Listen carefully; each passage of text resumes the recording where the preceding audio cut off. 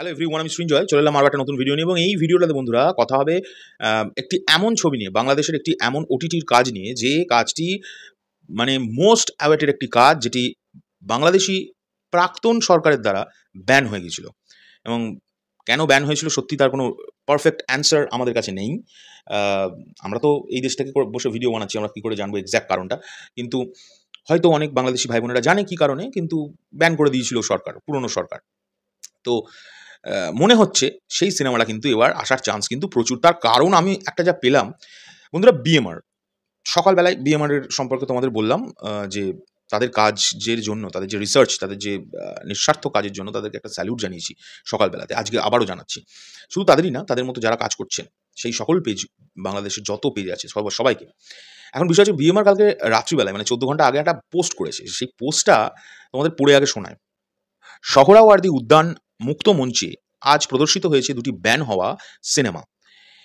এরই মাধ্যমে দেশে অং রাখাইন পরিচালিত চাকমা ভাষায় নির্মিত সিনেমা মোর ঠ্যাঙারি মানে ব্র্যাকেটে দ্য বাইসাইকেল এবং ডক্টর জাকির হোসেন রাজুর পরিচালিত ডকুমেন্টারি ফিল্ম মুক্তির মিছিলের প্রথম শো প্রদর্শিত হলো আজ। এই উদ্যোগ কোনো সংগঠন থেকে নয়, সমমনা কিছু তরুণ চলচ্চিত্র শিক্ষার্থী, শিক্ষক ও নির্মাতারা মিলে এই প্রচেষ্টা করেছে। তো বাংলাদেশে কিন্তু এই দুটি ব্যান হওয়া সিনেমা প্রদর্শিত হলো একটি মুক্ত মঞ্চে গতকালকে। তাহলে কি আমরা এক্সপেক্ট করতে পারি রায়হান রাফি পরিচালিত একটি ওটিটির কাজ, যেটি ভুলভাবে ব্যান করা হয়েছিল, অমীমাংসিত, এই সিরিজটা কি আমরা পেতে পারি খুব দ্রুত? কারণ ওটাও কিন্তু আমাদের দেখার খুব ইচ্ছে আছে, এবং উইদাউট এনি কাট। কারণ এখন তো নতুন সরকার, নতুন নিয়ম, নতুন বাংলাদেশ। নতুন বাংলাদেশে, স্বাধীন বাংলাদেশে কি আমরা অমীমাংসিত সিনেমাটা দেখতে পারি? আমার তো মনে হয় আমাদের দেখা উচিত সেই সিনেমাটা, সেই ওটিটির কাজটা, সরি।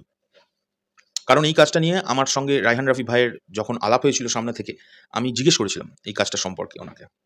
উনি বলেছিলেন সময় একদিন আসবে, এই কাজটা আসবে। তো সত্যি সময় এসছে।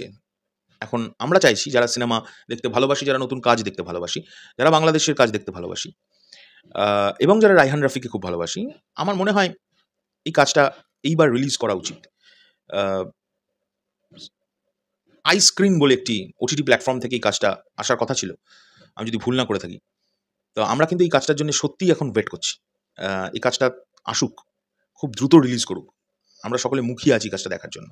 এই ভিডিওটায় আমি ছোট্ট করে জাস্ট এইটাই বলার জন্য এই ভিডিওটা তৈরি করলাম, এবং আমি চাই মন থেকে যে অমীমাংসিত কাজটা দ্রুত রিলিজ করুক। এখনকার জন্য চললাম, পরবর্তী ভিডিও নিয়ে খুব শিগগিরই আসছি। আমার যদি কোনো ভুল ত্রুটি হয়ে থাকে নিজে গুণে মাফ করে দিও। এখন টাটা।